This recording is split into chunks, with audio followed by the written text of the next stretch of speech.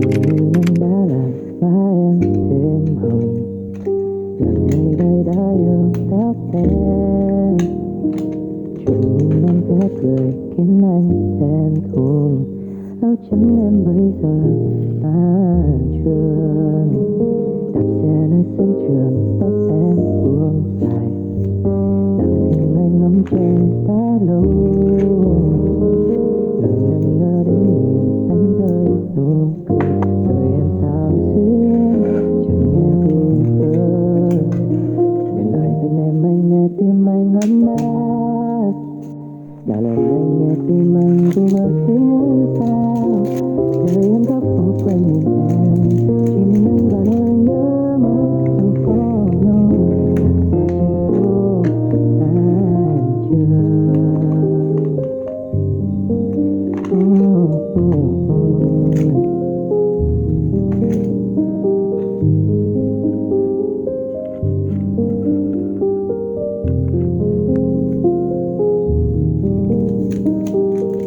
Không thấy bóng em ngoài nhà, tim anh lặng giữa phố đông người, lặng trên môi không nói